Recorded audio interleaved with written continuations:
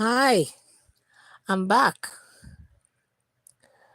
On my first live, forgive my raspy voice, I have the cold. But on my first live, I failed to introduce myself. I am Natasha, and I am a cancer survivor. I'm also a lover of art, and I'm somewhat of a creative. And I say somewhat because I think I am more than just a creative. But anyway, I started this channel to engage myself, in things that would distract me from my current situation, health situation. And I also wanted to delve into my own talents, things that I love doing, things that I am really good at. And reading is one of those things. So let's get straight to the review. This book, sensational.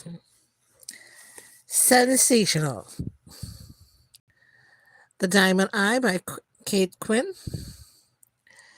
It's a it's a novel. Sort of. It's a true story of the real Yudmila Pavlichenko, a female sniper in the Russian army. It's a very unique story. She didn't start off as a sniper. She's a young girl in her 20s, studying at university. She worked at a local library. She was a bookworm. She was also a single parent to a 5-year-old boy named Slavka. And one day, his father came to visit and introduced him to shooting a rifle. And knowing that she's a single parent and she has to represent both mother and father to her son, she said, okay, well, she'll learn this skill set, of shooting. It so happened that she was a natural. She was a natural. She was just really good at it. It was like, this was her calling.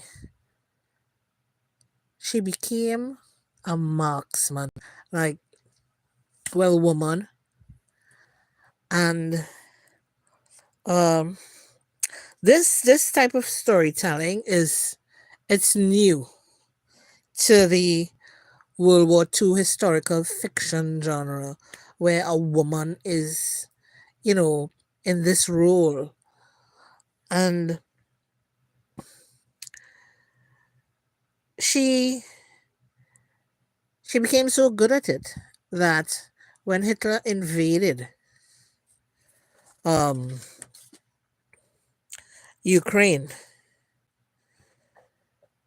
she enlisted in the Russian army as a sniper, right? And she made this move solely to protect her son, right? Now this is where her skill set comes in very handy, right? She, while training, obviously training to be a marksman, she had to develop certain qualities, right? Patience. She had to be perfect. She had to be a straight shooter, right? And she had to be calm. calm under pressure. So I think all these qualities, helped her to be who she was at that point in time. Because if you only know the things that she did, I mean, this book is amazing. She was so good, they nicknamed her Lady Death. She was a lethal hunter of Nazis. She, oh my God, she was the epitome of what a sniper, a straight shooter, a marksman was. She just embodied that. She owned that. Um, she eventually shot and killed over 300 enemy soldiers. Right? She she had a problem initially with the men, in her unit because she be the female sniper. Like particularly the star of the unit. Um, she had she had her little run-ins with, the macho men and all of that. But eventually they welcomed her into the unit and they learned to respect her and she became a leader within her own unit. And I mean, the storyline is it's not complex, it's easy on the mind, it's simple language, you know. Um, I tried my best to not tell you all too much, but in the middle of this story, right? I mean, the majority of the book um, happened on the battlefield in Ukraine, right? But there's uh, so much elements in this book, and this is one of the saddest parts where a young girl was physically violated by a group of Nazi soldiers. I don't like to use that word, the R word. And the girl met Mila, because they call her Mila for short, and asked her to kill all of these men. And Mila hunted these men down and she killed all of them. You know what I'm saying? Right? That's that's what you call, I mean, heroism. You know. Uh Eventually she went on to meet um an older gentleman, and it so happened his entire family was murdered by the Nazis, and he allowed her to stay with him and he taught her. Well, she ended up killing the people that killed his family, obviously.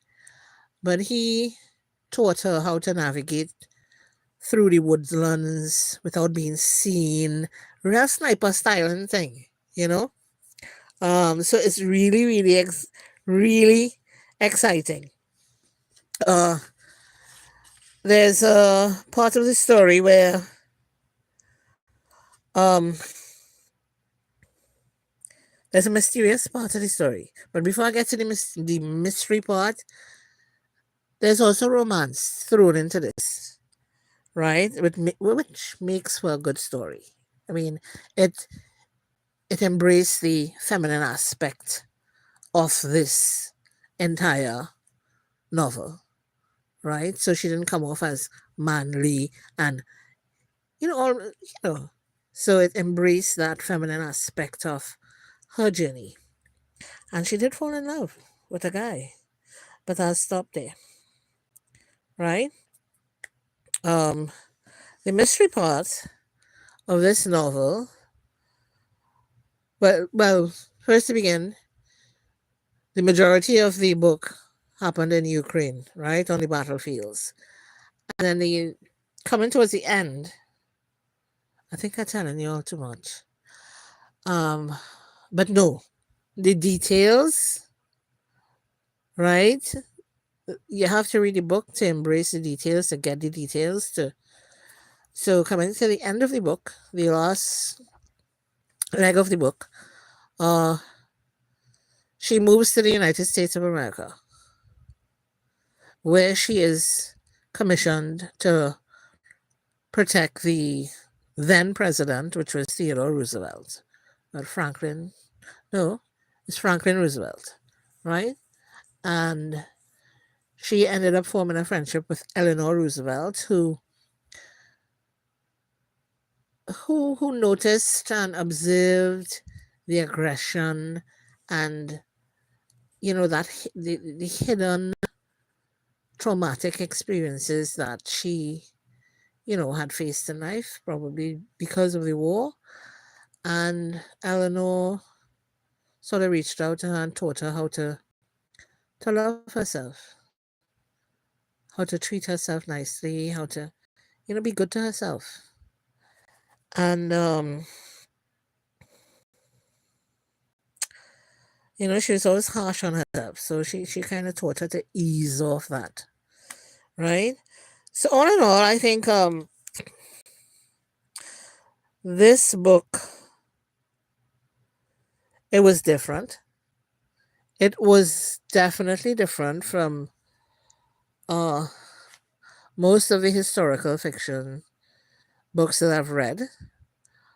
Because this book has a strong female lead, a sniper. You know, um, it is a story of heroism. It's a true story. She's a real person. She existed, right? Um, it's truly page turning. It's well researched. It's a love story, right? And it's a woman who, you think you're made for one thing, and then somewhere along the line, you discover your true calling. It tends to be something entirely different from what you thought you were born to do. So she answered her calling in life by becoming history's deadliest female sniper. I thoroughly enjoyed this book. It is worth, the hype. It's worth having a read. And maybe next time I will,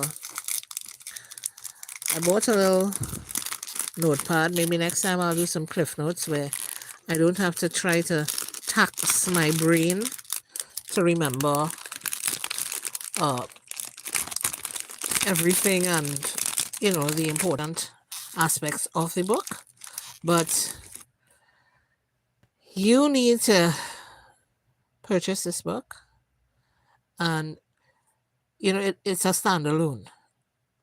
All right, this is a standalone. The Rose Code is a standalone. The Alice Network is a standalone. So you can read those three in any order. I know she has series, which I told you before, that I would love to get my hands on. But this is my review of The Diamond Eye by Kate Quinn, and it's really a stunning book. It's really simply written. It's nothing to be afraid of. Just delve into it and enter into this woman's world. I mean, she's taking you back in time, right? Envision it, embrace it. You will love it. You will love this ride. It's a wild ride, but it's really eye-opening. It's fresh and it's new. And I loved it. I thoroughly loved it. So that's my take on The Diamond Eye. And I hope you all receive this in good faith and go out and purchase this book. Happy reading.